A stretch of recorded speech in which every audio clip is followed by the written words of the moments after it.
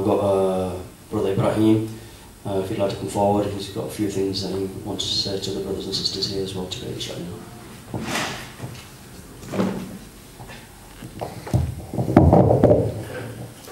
So I'll get my short 3-page list out.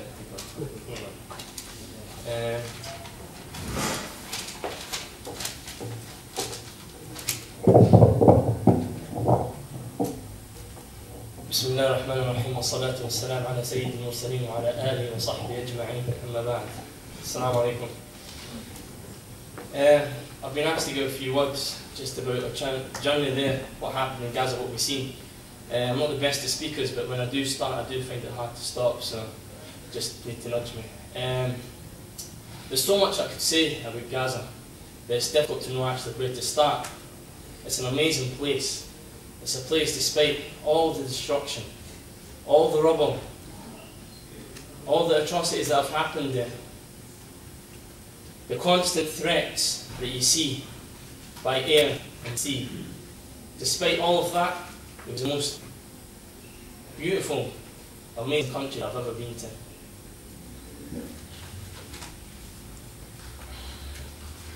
And the people were the best that I've ever come across.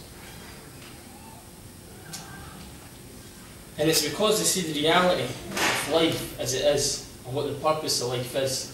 Our purpose of life is for the akhirah. And they see that. It's like they've got a barrier in front of their eyes. It's as if they've got a lens in their eyes that we can't see. When you speak to every one of them, they have it. They see something that we just don't. It's like a contact lens. I'll give you an example. When we had arrived, I went on the first convoy as well.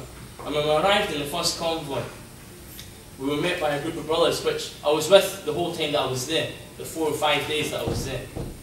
And there was one particular brother, he was an old man, he was about 45, maybe 50. He wasn't old, he was about 45 or 50, I'll take that back. He had a beautiful white beard, and he had a lot of noor in his face. And he was smiling. I wouldn't see him, but he would have his smile with him. And I remember saying to the brother, I said, I'm amazed, I just don't understand. I says, in the UK, I says, we lose our mobile phone or our SIM cards. A guy will come up to you in the mosque and say, is everything alright, brother? You can see the distress in our face. Yet everybody here, you would just not think that this is a land where the bombs dropped a few days ago. This is not the land where all this destruction, where the over 1,300 people were killed. It doesn't feel like it. People are so content. People are so warm. They've got smiles in their faces. I can't comprehend it. And he smiled to me and he said, ask him, brother. And he pointed to the brother that I told you about with the white beard, and he had noor in his face that was constantly smiling. He said, do you know in the last attacks, he lost his house, he lost his wife, he lost his sons, and he lost his daughters. All he's got is 2 boys left. And I looked at him. I said, subhanallah, I can't understand it, brother. He said, alhamdulillah. He says, my house, he says, my wife was a gift from Allah. He says, my sons, they were a gift from Allah. And he says, my daughters were a gift from Allah. I said, in my house, it was a gift from Allah, with everything that's in it. It was all from Allah, brother. He says, you see paradise. He says, it's the greatest of greatest prizes. He says, so to win it, it's not an easy thing. And he says, alhamdulillah, I've got 2 sons left. And the most precious thing to me is my health that I have. And he says, alhamdulillah, I have that. And he says, and if Allah decides to take that from me, inshallah, I will have rida. I'll have the patience to accept it. Because he was the one that gave them to me, and he was the one that took them away. And he said, maybe then, inshallah, brother, I can step 1 foot in Jannah, in paradise. And I thought, subhanallah, where is he? Where am I? Subhanallah. Do you know in the month that I was there, alhamdulillah, I spent a month there, me and Mustafa, and we went everywhere in Gaza. And I got to see probably the majority of the Gazan people. We were asked to go to mosque. So we approached this little girl and we said, how much is your mint? She said, it's a shekel, and that's the currency there. 20 pence. It's a shekel for one bunch of mint. And we said, oh, okay, can I have a bunch of mint, please? And Mustafa gave her 5 shekels. And he said, just keep the change. And then he says, you know what, keep the mint as well, we'll come back for it. She wouldn't have it. She said, that's your bunch of mint, and that's your 4 shekels change. This is people that need something. And it made me reflect on our material. Well, like, it's made me reflect on how our material comforts here have taken us away from our purpose.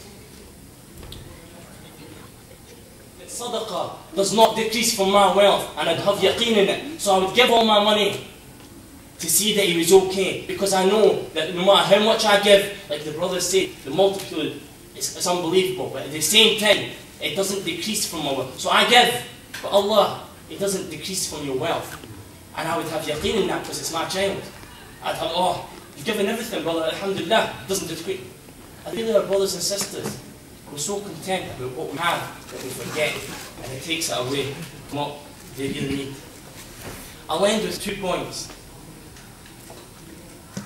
Although we do have a lot of material comforts here, although we're so far away, alhamdulillah, it's a ni'mah from Allah, and we should make the most of it.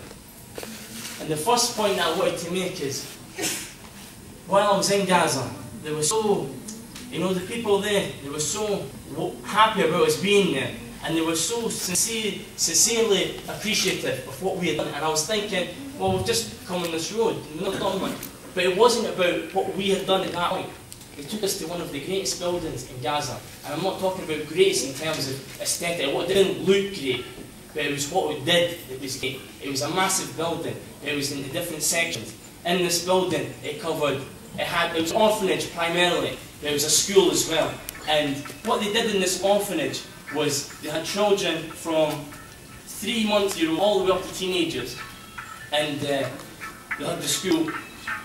It was a warm, warm place. These children, they had a supervisor that was appointed to them. Every room, it was like a bedroom. You know, the rooms were bedrooms. It was really warm, it was really family-like. And they would have one supervisor, so 4 girls or 4 would be appointed to one supervisor. And that came on there. And it's all this between different and people working there, been working there for it was taking us around. Because I had a physio area, developed physiotherapy area. And this was for friends, but also for the community.